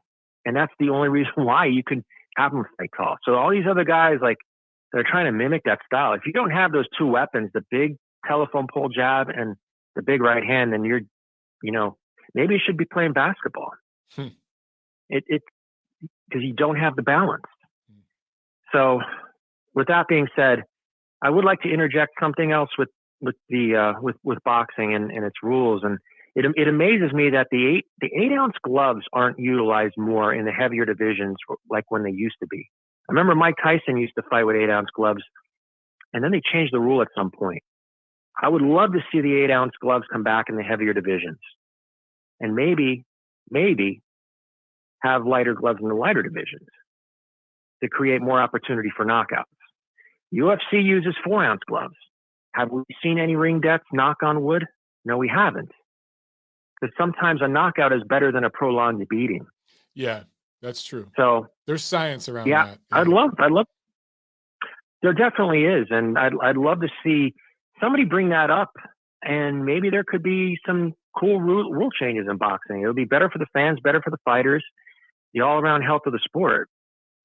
So I don't know. I'd love to get your feedback on that, and maybe Ring Magazine could even do a poll. There's always room for improvement. Yeah. It's such a traditional sport like boxing, but sometimes they change these rules, and it just overlaps. And with the fact they took 15 rounds away, now you have bigger gloves, and guys just slapping for 12 rounds trying to get a decision, and the judges now have all this power. The judges are basically ruling for the A-list fighter. It's not good sport. So some of these problems could solve themselves with, bringing back the knockout again. So, with that, Mike, I'm probably going to leave you early, and I'm really hoping that everyone's going to be hyping up the Joe Smith versus Beterbiev fight. In my view, it's going to be fight of the year. Hell yeah. Both these guys are the most powerful punchers in boxing. You're going to see a knockout. This is guaranteed. If this fight goes to the cards, I'll swim across the Hudson River myself. Okay? It's just, it really is. It really is a fight that's going to be who has the better chin, not necessarily who has the better punch. They both could punch. Who wants it more? Joe Smith. And Joe Smith has that heart. I've never seen a fighter that determined before. He has a 9-to-5 job. He owns a company. And he does the tree work and works with his hands. And Beterbiev, in his training, he trains with his hands. It's like Drago versus Rocky. One guy's doing old-fashioned training methods. The other guy's doing scientific training methods. So whose scientific method or traditional method is going to win out? I think that's another angle to this fight. I wish Top Rank would build that up as well. That's a fight I'm just looking forward to. I just hope it gets here soon. And that's all I got to say. Good stuff, Dad. Thanks for the call, brother. Yeah, take care now. You too, man. Yeah, I'm excited for that fight, and I'm glad I'm going to be there. I can't wait to see some of you guys there. I just think the caption for that fight should read "Sanctioned Violence," because that's just guaranteed violence. Captain Hook Chronicles with the super chat. He says, "What a great shirt." I know you're biased, Captain Hook. Thanks, man. I appreciate it. Good stuff, man. All right. Let's see. We're about 1:35 in. We've got 20 some odd minutes left. Let's jump back to these phone calls, man. We're just going to keep it going, guys. And we got Anthony on the chat. 210.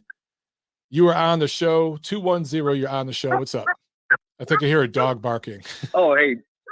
I know. I'm sorry, Mike. I'm on the river right now. Okay. My kayak fishing and Oh, you're in San Antonio, right on the river down there? That's cool, man. That's a nice area.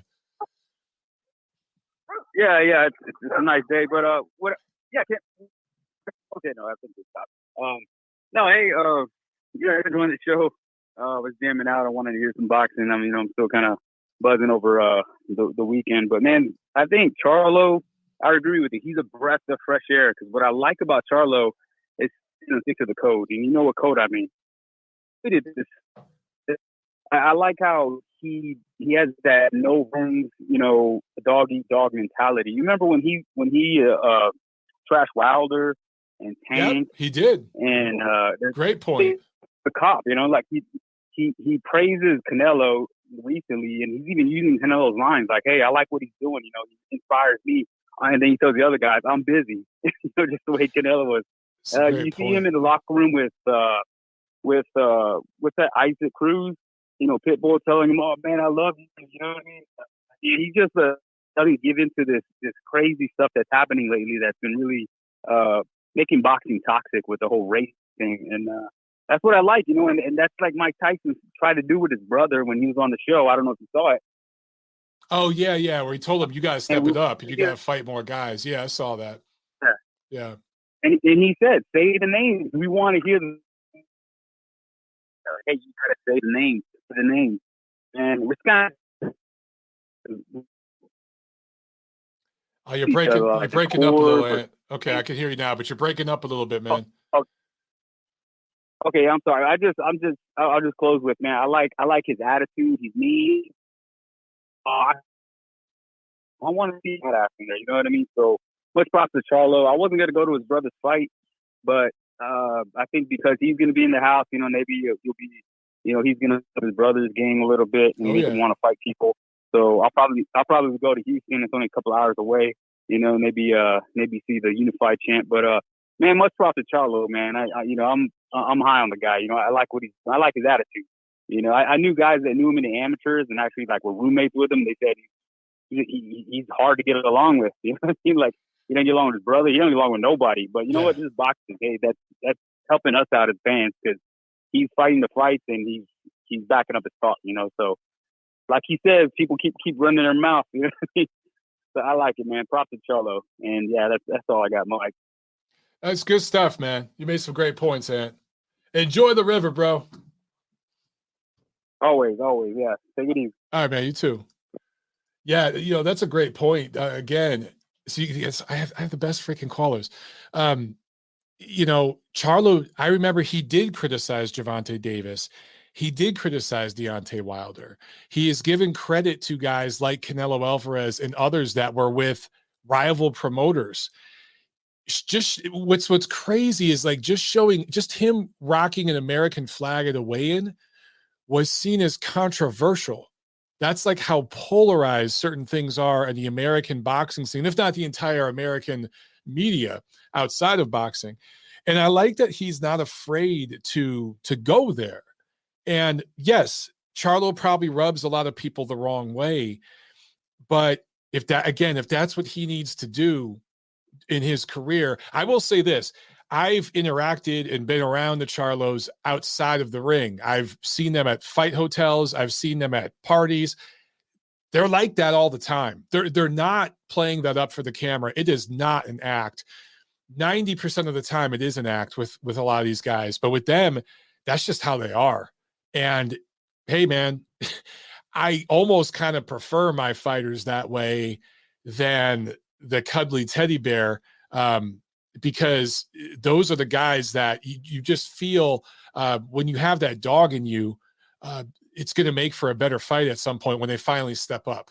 And look, man, the first 6 rounds of that fight between Charlo and Castano this Saturday was great. There was some great two-way action, but one guy just had more dog in him and wanted it more, and that was Charlo. And maybe that chip on his shoulder is what helps him get through those moments, All right.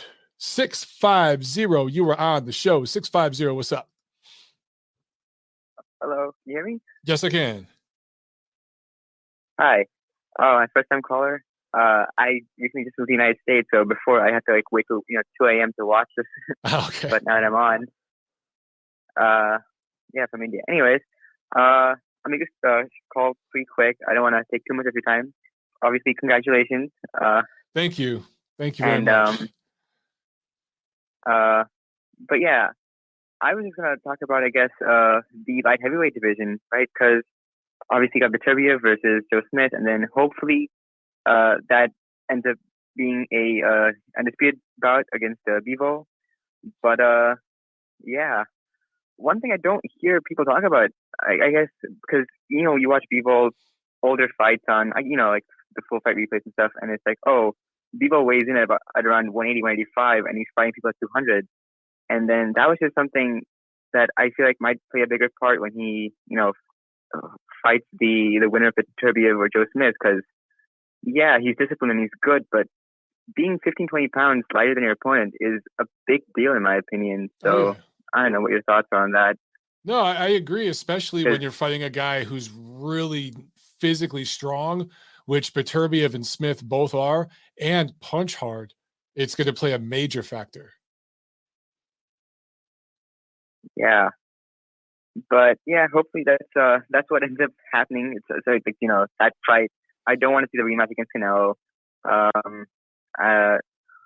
To be honest, I don't want to see a fight against Zurdo either. Although, I mean, that would be a fun fight. But at this point, Beterbiev, you know, getting up in the years. I think he's 37, 38 now, and yeah, I think if there's any time for that fight to happen, it's as soon as possible, really. Mm-hmm. And yeah, and I mean, I guess that's pretty much it. I really don't have much to say. Once again, congratulations, and a huge fan of the show. Thanks, and the man. podcast. Thank you very much. I appreciate it, man. Call back anytime, brother. Yes, sir. Thank you. I'll be there now. Bye.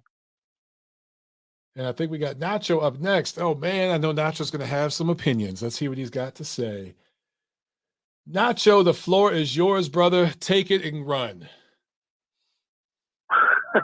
Hey, Mike. So as far as before I get started, I'm like everyone else. Congratulations on thank you the new addition. Thank you to the Montero. And then corner, yeah, yes. no problem. Yeah, exactly. She'll be carrying the spit bucket, I assume. Yep. Yes, sir. So as far as Charlo Castano, Mike, I think Charlo, I mean, I give him credit. You know, he did what he had to do to win that fight. But I honestly thought that Castano did switch up his game plan a little bit in that he did go on the attack a lot sooner, and he was able to, you know, press him and kind of corner him at times and, you know, get him into certain spots where it looked like Charlo had issues. And I don't know, a lot of people are saying that they felt like Charlo was winning that fight and that Castano really had like he wasn't up at any point. I don't know, then maybe me and Coppinger must have been watching two completely different fight because I scored it the same way that he had it. I had Castano up by 1 going into the 10th. I thought that Showtime, their announcers were trying way too hard to give every benefit of a doubt to Charlo, and they were kind of being negative towards Castano. And so that's why I just kind of felt like they were giving too much credit to Charlo and not enough to Castano. But in the end, it didn't matter. Castano got caught with that short chopping left hand to the temple. He dropped him. He tried to get up. His legs were completely gone. And Charlo jumped on him when he knew he was hurt. And, you know, that was the fight. You know, he won, and all credit to him. But I honestly feel like some people are kind of dismissing Castano's performance a little bit. It almost seems like they're making it sound like he was getting waxed real easily or something, and that wasn't the case. It was a really close, competitive fight all the way up until the knockout, in my opinion. And then with Boots look great, Mike. And I mean, Castillo, I don't know. I didn't know much about him going into the fight, and after watching him not really put up much resistance, I mean, there was a reason he was picked. But at this point, man, they got to find somebody that can test this kid. Yeah. Like the hype train is getting a little too out of control with Boots. Some people are out here already trying to crown him, and it's like, dude, like, hold on. He hasn't even fought a top 5 guy yet, and you guys are already ready to crown him the best fighter at welterweight. It's like, no, come on. He's got to prove that. But they got to put him in there with Keith Thurman. He's ready for Keith Thurman. I want to see that fight. I wouldn't mind seeing that. I wouldn't mind. What do you think about a guy like Butayev or even Jermell James? I wouldn't mind seeing something like that either. It'd be a step up. Sure, I'd love to see it. I just I mean, do it. The time is now. Yeah, exactly. Like, we need to see him get pushed into the fight later into the fight, and we need to see him face some adversity before we're out here already crowning him the best guy in the division. But he will be the best guy at some point. We just need to see it. With Zurdo, man, Mike, the DAZN crew was saying something crazy. They were saying that he put on 29 pounds overnight before his fight against Bozell, and that he came into the ring at 204. I couldn't believe that. I was like, wait, what the hell? Wow. And so basically he was a heavyweight in the ring against Bozell. And you could tell because as soon as he started hitting Bozell wanted no part of those body shots because they must have been hurting like hell. And so he took out Bozell, which I expected him to do. He is the, mandatory now to Bivol. I'm curious to see if Bivol does take him on because it kind of sounds like Bivol is more interested in waiting around for the Joe Smith Beterbiev winner. So I'm curious to see, what happens with that whole situation. Hopefully he does fight Bivol, but I mean, who knows? I think Golden Boy is going to have to figure out what they're going to do if Bivol decides to wait for the winner of that fight instead. And with the Triller card, I don't know, Mike. I had a tough time watching that card. Like you said, there were a lot of setups where the prospects were supposed to win, and they did for the most part, except for the Evan Holyfield fight, which was surprising.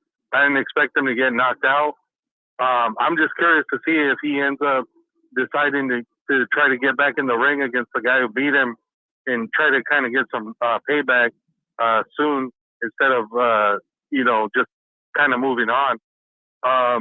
Kovalev, you give Kovalev credit for coming back after 2.5 years, but there's just like a decline there, Mike. Like you can see it. He looked like he's off balance.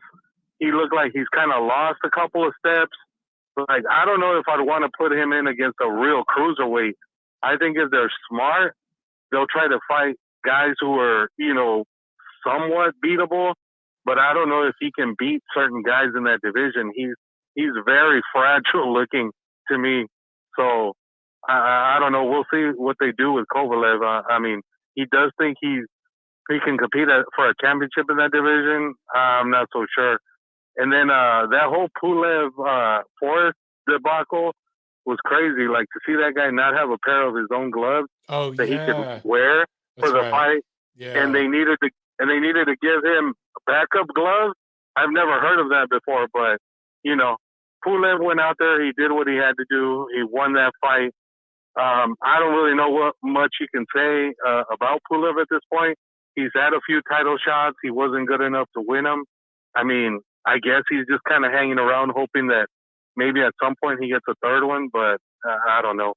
And then lastly, Mike, with the whole Yoka Bakoli fight, I had that fight scored way lopsided for Bakoli. I thought that he won that fight 98-90. Yeah. And the only reason I gave Yoka any kind of rounds was because I thought that Bakoli rounds off towards the middle of the fight because he looked like he was so tired from beating up on Yoka that fight, because Yoka looked completely spent halfway through the fight, and Virgil Hunter's out here like imploring him, like, man, you gotta go in there and you gotta get the knockout because you're not gonna win this fight.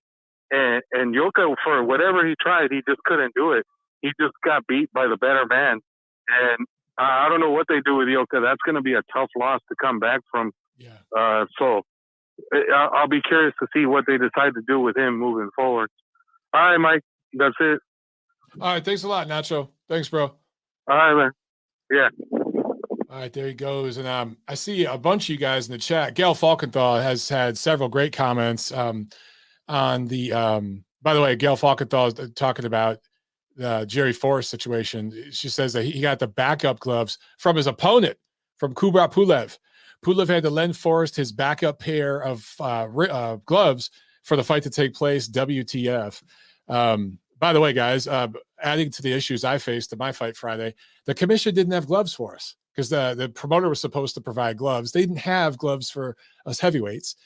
Luckily, I brought some because I anticipated maybe a situation. You always plan ahead for crazy stuff. I brought wraps. I brought all kinds of shit. And so I used mine, but my opponent grabbed some very, very hard gloves, and the commission okayed it. Anyway, it is what it is, but we didn't get gloved up until like 2 minutes before the fight. It was just crazy. Anyway, Gail was talking about the situation with Dimitri Bivol, and I want to be clear, I was not trying to indicate that there's some kind of conspiracy against him or the promotion didn't pay him or they're trying to screw the guy over. Obviously, this comes down to international banking. The guy's over in Russia. It has to deal with his management and the people involved over there getting him paid. All I'm saying is the dude went out there and did his job. So the people in charge need to make sure he gets paid. It's only fair. It's only right. And I just hope that situation gets resolved because, it's just not cool. The whole thing is just not cool. After all the disrespect the guy faced in the lead up, the promotion and the fight itself, on top of that, to not get paid, people over there need to get that situation resolved. Gail, I see in the chat. Yeah, it was, Gail, it was just a bad situation. I didn't get my gloves on until 2 minutes before the fight. I did 30 seconds of mitts with a different trainer to warm up. My trainer had the first 3 fights. So he was wrapping one of his fighter's hands. I was basically waiting in the tunnel for my ring walk, and I was blue corner, and the commission was going, blue corner trainer. And my coach had to run up, and then we ran out. I had a terrible warm-up. It was a clusterfuck of scenarios. I didn't talk about this at the beginning of the show because I just don't want to sound like I'm making excuses. But it was a really, really bad situation that I faced this Friday, and I should have rose above it all, and I should have still performed better. But I let all that stuff get me in my head, and I started really, really flat, and I just did not have a good night. But I still made it close and got a split decision. So anyway, it's just one of those learning lessons, Gail. All right, this is probably going to be the last call. 818, you are on the show. What's up? Hey, Mike, it's good to hear from you again, and congratulations, like everyone else said. Thank you. I'll make this quick. I looked at the ring ratings because you were showing them, and I see that with Crawford, he has listed as number 2. And I just wanted, I guess, clarification on this. When you go to welterweight, it shows that Spence is ahead of him. So, yes. I mean, is it just singular looking of just, okay, welterweight, he's going to be ranked above just because he has all the belts? And we look at pound for pound, well, we're going to put Crawford because based on skill and what we can see. I just want, if there's some sort of clarification on why in pound for pound we have him ranked ahead of Spence, but in welterweight he's ahead of Crawford. So it's a great question. No, it's a great question, and I can see why it looks confusing. Divisional rankings are based solely on what a fighter has done in that division. That's how we rate. So in terms of welterweight accomplishments, Spence has done more than Crawford. But in a pound for pound setting, Crawford has clearly done more. He won belts in 3 different weight classes, and he was undisputed in one of them. Yep. So that is why he has a higher, and he was former fighter of the year. That is why he has a higher rating than Spence pound for pound. Does that make sense? Yeah, I don't know. That makes plenty of sense. That was better clarification. When it comes up to someone just, popping on the website, they're probably going to get confused. And so you answered it. So that's great. Secondly, I see obviously Jaron Ennis, great performance. So he expected to do that, of course. When you see the list of just all these young welterweights that are coming up, we have also Josh Taylor moving up. If I'm going to make a bold prediction, I would say at the end when, Crawford and Spence are finally through with what we've been waiting for the past 5+ years, we see the younger guys get their, chances. And to be honest, if I were to see the 2 last men standing, I do think personally with the styles that I've seen all these guys, it's going to be probably Conor Benn and Jaron Ennis, just with the sheer this ability that I've seen, what they can do. I think those matchups, that matchup particularly, that's going to be the next one. I think that's going to be the next one. Personally, I don't know if you can see that eye to eye in a sense, but I wanted your your thoughts on that as well. I think the welterweight division is in good hands if we get Ennis, we get Virgil Ortiz, we get Conor Benn, yep, we get Josh Taylor. Would not surprise me to even see guys like some of the the lightweights right now end up at welterweight. Guys like, it might sound crazy, but guys like Ryan Garcia and even Teofimo Lopez will eventually maybe be at 147. Regis Prograis. I mean, all these guys, it's going to be fun, man, as long as they fight each other. But yeah, if we end up with a situation where Ennis is the top American welterweight, and then we got Conor Benn, who's going to be a superstar over there if he keeps doing what he's doing in the UK, man, that could be a huge international fight. That'd be awesome, man. Oh, that could be, I could see it being possibly, boxer brawler type stuff. It could be a trilogy. I mean, that could be, this is 5-6 years in the making, probably, that when eventually they'll fight each other. But anyway, Mike, that's all I wanted to mention. Congratulations again. And, thanks for the call. Thank you. Appreciate it, brother. All right, guys. We're running up at 2 hours. Good comment here from Joe in the chat. He says, didn't Ortiz say he can't make 147 anymore? Great point. Virgil's probably going up to 54. And I think eventually Virgil Ortiz and Jaron Ennis are going to eventually be middleweights. I mean, that's what's going to happen. These guys are all going to move up in weight as they get older and older. That's just what happens. But awesome show, guys. Thanks for obliging me on some of the personal stuff. We'll do it again Friday because I got the time. I'm not going to be training. I'm taking a week off. So we'll do Friday on my channel and chop it up before the fights this weekend, okay? Thanks for a great show, guys. The chat was awesome today. Great freaking calls. And I look forward to talking to you again later in the week over on Montero on Boxing YouTube channel. All right? Have a great one and enjoy your week, and we will talk soon. I'll see you at the fights.